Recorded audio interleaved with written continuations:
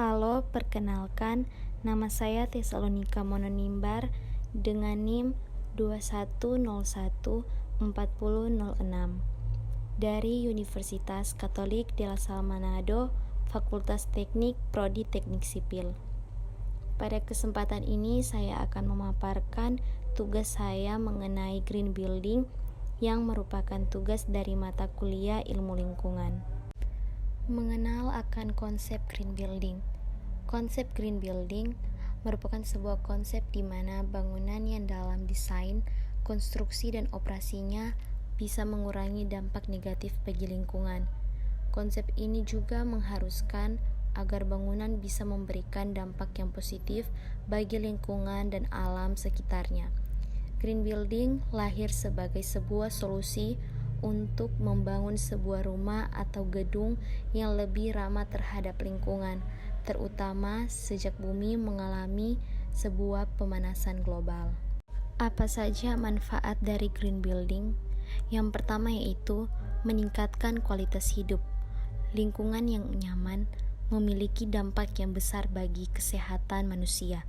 Bangunan yang dibuat dengan konsep green building umumnya dapat memberikan kenyamanan bagi penghuni bangunan tersebut, mulai dari konsep ruang terbuka untuk meningkatkan pencahayaan yang masuk, tanaman hijau untuk meningkatkan kualitas udara, hingga berbagai fitur ergonomis lain yang bisa memberikan kenyamanan bagi penghuni yang ada.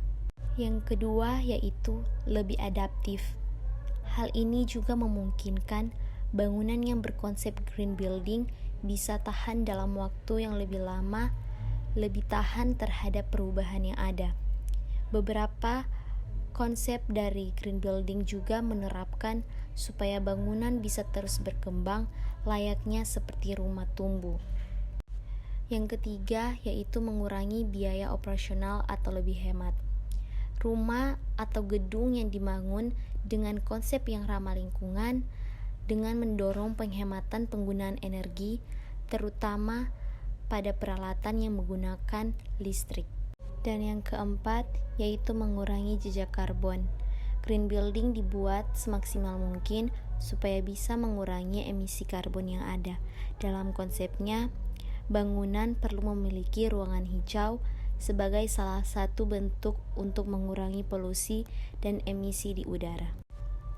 Berikut hal-hal yang perlu diperhatikan saat membangun bangunan dalam konsep green building, antara lain penggunaan air dan sumber daya lainnya harus dilakukan secara efisien.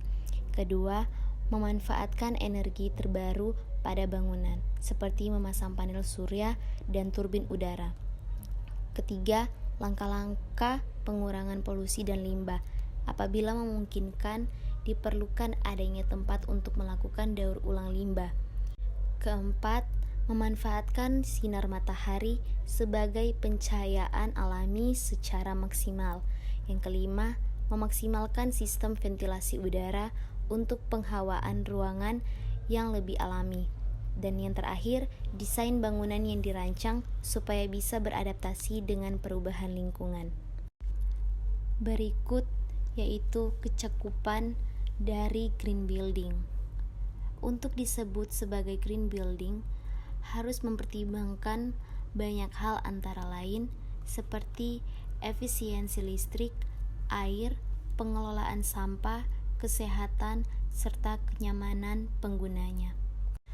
Secara garis besar, kecakupan dari green building terdiri dari 6 kategori, yaitu yang pertama, tepat guna lahan. Tepat guna lahan bertujuan untuk mendorong pembangunan di tempat yang sudah memiliki infrastruktur pendukung, area hijau, aksesibilitas komunitas, pengendalian hama, transportasi umum, dan penanganan air di masa hujan. Yang kedua, efisiensi dan konservasi energi yang bertujuan untuk mengetahui konsumsi listrik agar dapat melakukan pemantauan dan penghematan listrik mulai dari pencahayaan, pengkondisian udara, reduksi panas, perangkat hemat energi, dan sumber energi terbarukan. Ketiga, konservasi air bertujuan untuk memantau dan menghemat penggunaan air. pemanfaatan air hujan, irigasi, dan pengelolaan air limbah. Keempat, sumber dan siklus material yang bertujuan untuk mendorong penggunaan material yang bahan baku utamanya berasal dari sumber yang ramah lingkungan sehingga dapat menghindari kerusakan ekologis atau material bekas atau daur ulang. Yang kelima, kesehatan dan kenyamanan ruang. Hal ini mencakup sirkulasi udara bersih, pencahayaan alami, kenyamanan visual, minimalisasi sumber polutan, dan tingkat kebisingan. Dan keenam, yaitu manajemen lingkungan bangunan. Hal ini memperhatikan desain konstruksi dan lingkungan yang melakukan aktivitas ramah terhadap lingkungan, memberikan panduan bangunan rumah, mengatur pengelolaan sampah, keamanan, dan inovasi. Dan yang berikutnya merupakan gambar dari bangunan di Indonesia yang memiliki konsep ramah akan lingkungan. Bandara Belimbing Sari, Banyuwangi, Jawa Timur merupakan bandara yang ramah lingkungan pertama di Indonesia yang infrastrukturnya dikelola oleh PT Angkasa Pura II yang memiliki desain yang modern dan efisien, yang dibuat memiliki sirkulasi udara alami yang sangat baik sehingga pengunjung atau traveler merasa teduh dan nyaman ketika berada di dalam terminal meski tanpa penyejuk ruangan. Gambar yang kedua yaitu kantor L'Oreal Indonesia.